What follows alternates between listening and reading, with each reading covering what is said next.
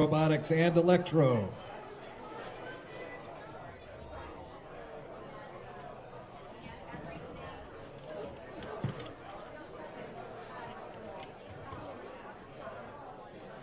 On deck for qualifying 21, we have Loose Screws, Wildcats, Night Owls, and Cog Champ.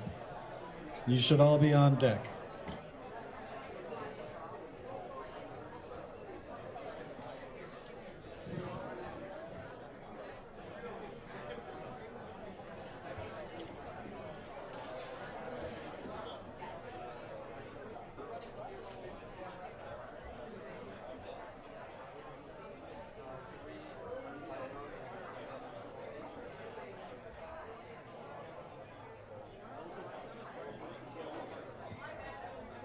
While we're waiting for them to get set up, I have more robot trivia. Don't everybody go crazy all at once. The very first thing that's sort of like a robot was invented around 400 BC. The ancient Greek inventor Archytas of Tarentum. Who names their kid Archytas? Hey, Archytas. He invented a robot that was a wooden pigeon that flew around on a steam-powered arm.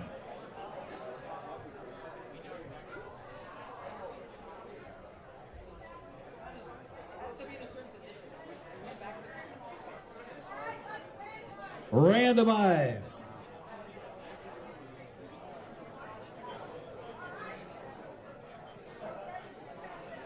And 3, 2, 1, go!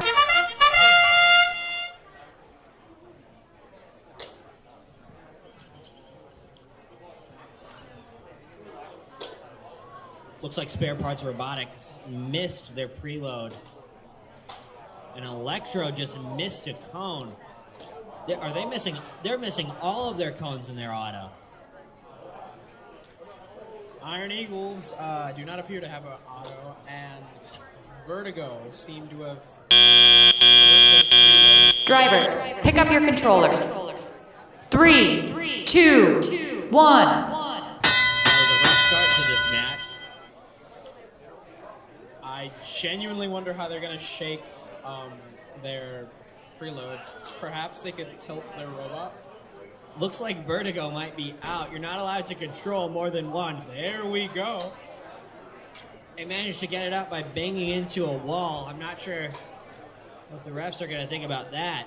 Iron Eagles look like they are struggling with getting the cone on the ground junction. You do have to be very precise for that.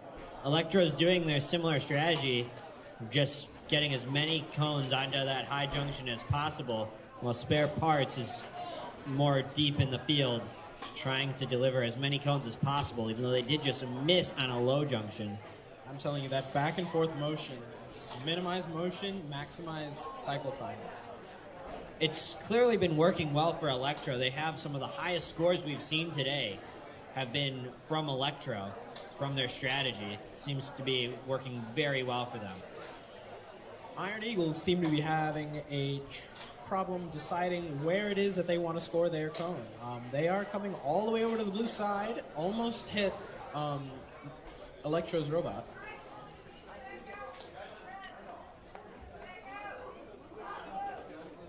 Electro is being told to move out of the way so that Iron Eagles can score.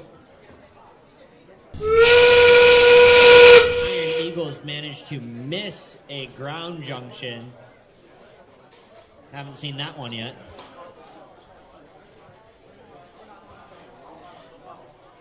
The Red Alliance, in their efforts to score their team beacon, have knocked over the cone. That is unfortunate. It also looks like the Blue Alliance has captured their junction with their beacon. Looks like the Red Alliance just took one of the high junctions from the Blue Alliance. Blue was really close to a circuit there. They had cones in both terminals and almost a cone on each terminal along the way. Looks like that last second take of that high junction by the Red Alliance stopped the Blue Alliance from getting a circuit. It's not going to make a difference in the result of the match, but really shows just a good amount of strategy and communication on the other team. It looks like the Blue Lions actually managed to score both of their team beacons.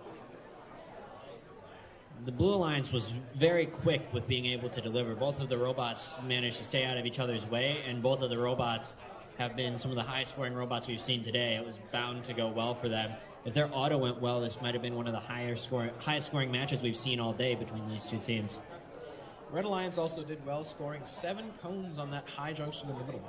Unfortunately, it was taken over by Blue. Yeah, Blue took it over with one of their beacons, and taking it over with a beacon makes it so that you can't score anything else on top of it. But Red Alliance really put up a good fight against these two teams, which are some of the highest ranked teams in the league.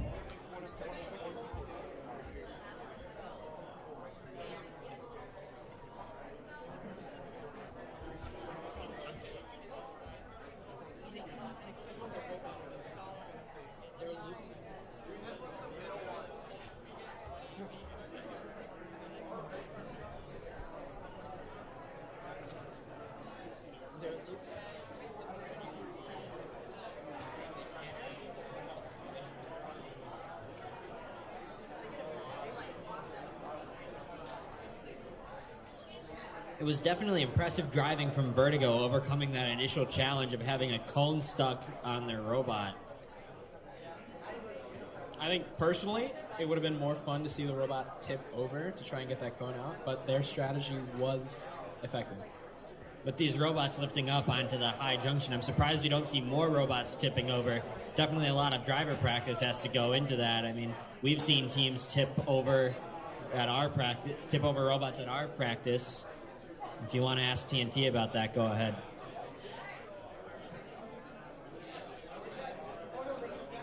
Definitely has a lot to do with the robot design. If the weight distribution is set up properly, you will not be tipping over. Match that with well-trained drivers, and you have a stable robot. You're getting...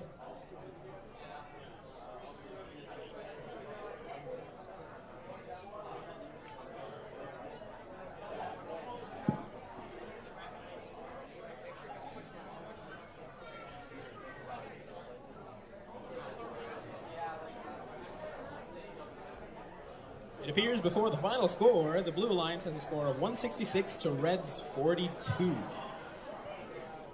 One of the larger score gaps we've seen all day.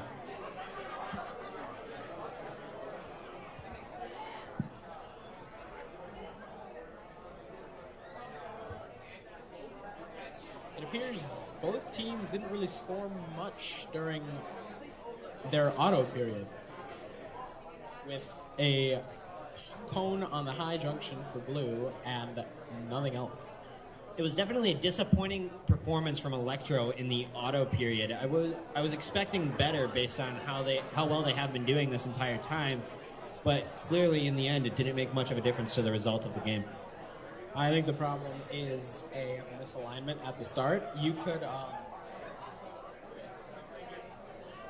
if you had a system to detect maybe either the pole or the cones, you could get the alignment perfectly.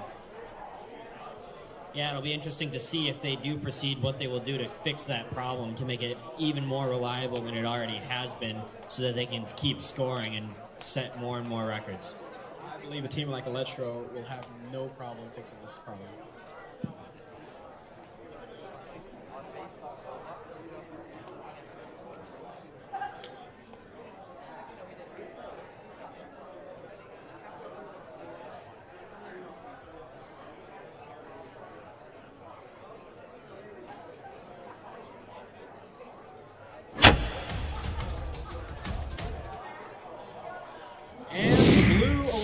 Wins with a final score of 207 to 50. They managed to score 45 points in their auto period, 97 in their driver control, and 65 in the end game. Good job.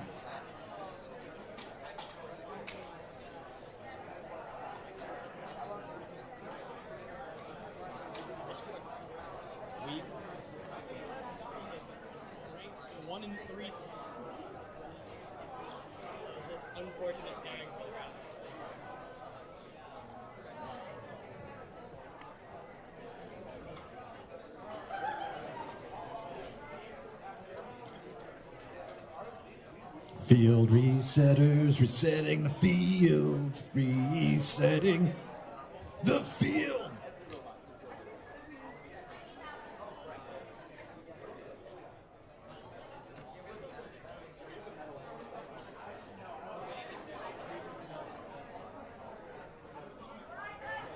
Robots take the field. You're in the wrong place. Get over to the field.